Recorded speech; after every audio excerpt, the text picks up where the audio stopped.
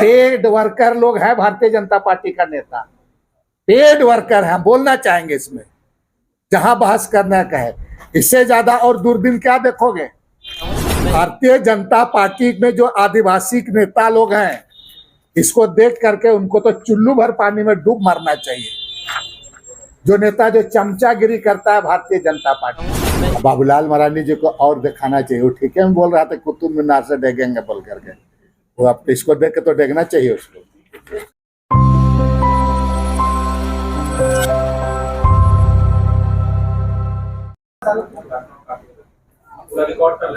तो जोहार,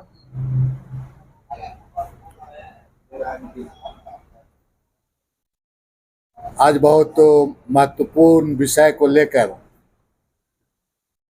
संवाददाता सम्मेलन बुलाया गया है। भारतीय जनता पार्टी और देश के प्रधानमंत्री आदिवासियों की गौरव और सम्मान करने की बात लगातार उनके द्वारा कहा जाता है,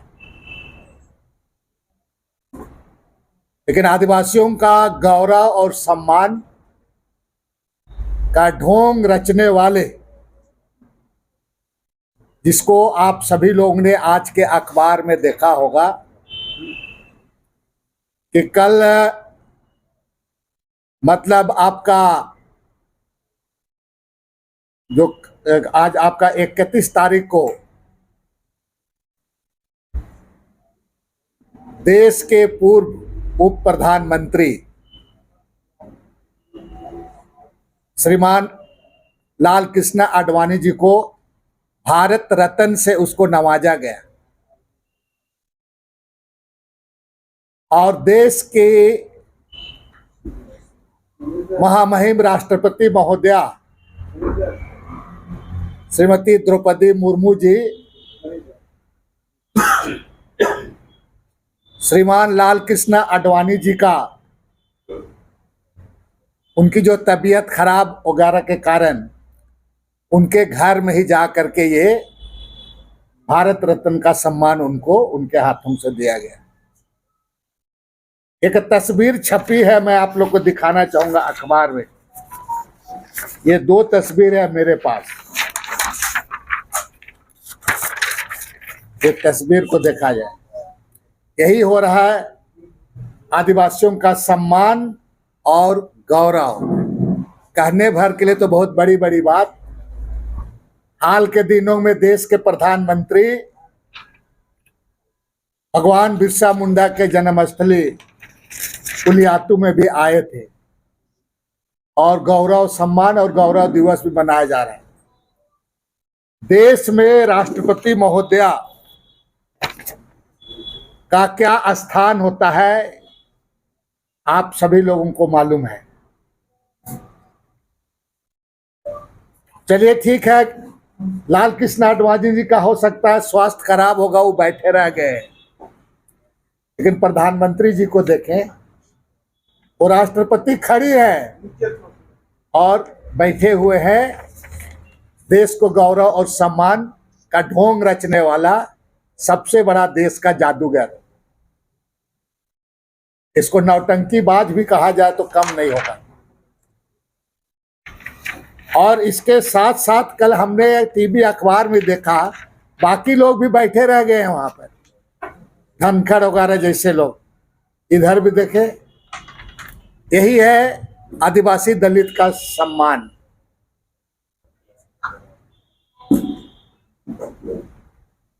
देश भर के आदिवासी दलितों का ये अपमान है और मैं आज इस संवाददाता सम्मेलन के माध्यम से देश के नेताओं से भी आग्रह करूंगा सब लोग को, इसका देश भर में निंदा होनी चाहिए कि किस तरह से आदिवासी और दलितों के साथ में अपमान किया जाता है। महामहिम राष्ट्रपति के सामने प्रधानमंत्री जी बैठे हुए हैं पूरा।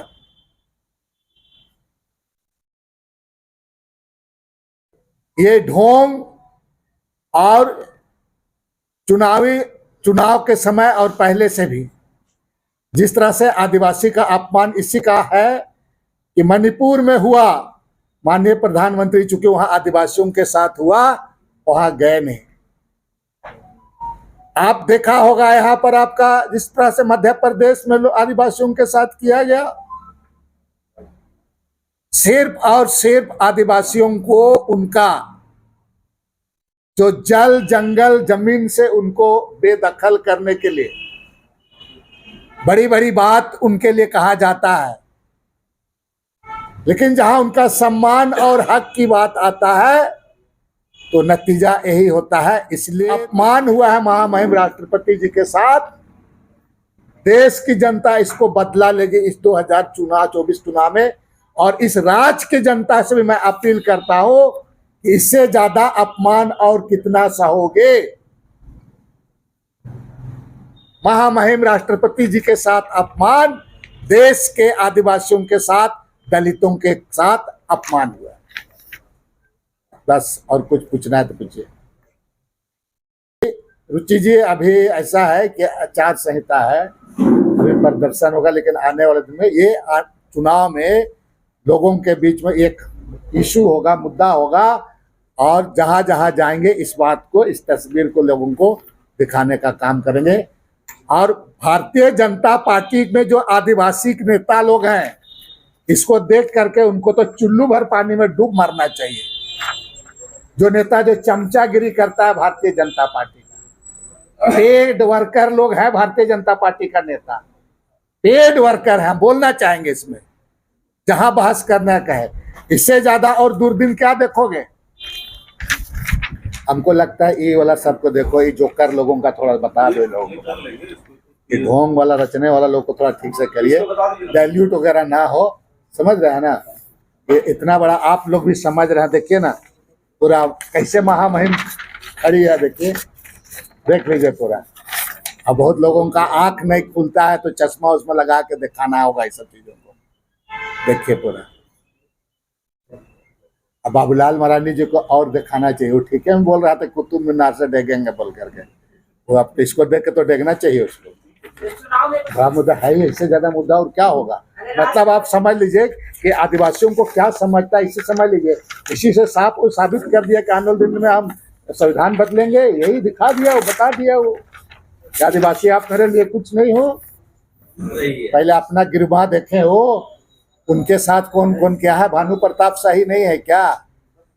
कमलेश वगैरह लोग नहीं है क्या? देख ले, अपने को हम लोग रहे हैं उसके साथ में, वो अपने को ये ना समझे, पूरा बोले ना। हम तो पहले ही बात को कितना आप लोगों को बोल चुके हैं, जमीन दलालों का सरगना है ये लोग, बात करता है। ये सरयू राय आप लोगों से समर्थन मांगे हैं धनबाद में चुनाव लड़ने, आपको पता है इसके बारे में क्या? इसके बारे में हमारे राष्ट्रीय नेताओं को इस पर निर्णय लेना है, और हमको लगता है कि इस पर हमको लगता है कि हम अधिकृत नहीं है, इसमें बोलना मेरे लिए उचित नहीं है।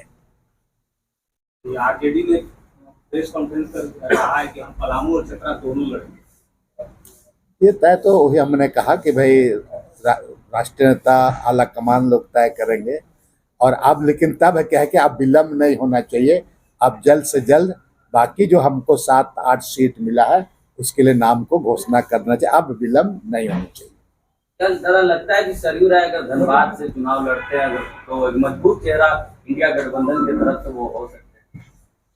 मैं तो इसका हमेशा खिलाफ हूँ। सरयू कहाँ से बाहर का, संजय सेठ भी हरियाणा रिपू जी, और तुम उसको लाने चाह रहे हो। यहाँ का कोई मूलवासी लड़े वहां पर, मूलवासी लड़े, कहाँ सरयू राय वहां लड़ेगा? सरयू राय अपना वहां, तो फिर हम हमेशा आदिवासी मूलवासी की बात करेंगे, मैं कैसे कहूँगा? ये तो बिल्कुल होना भी नहीं चाहिए, बिल्कुल नहीं होना चाहिए। यहाँ तो एगो संजय रिपू जी तुम्हारा लड़बे कर रहा है, पलामू से को दे दिया है हरिजन, अरे कोई यहाँ का घासी चमार को दे देता तो अच्छा होता ना, कम से कम प्रतिनिधि बन के जाता लोकल आदमी। तो बीजेपी का कथनी और करनी तो दिखा दिया आप लोगों को।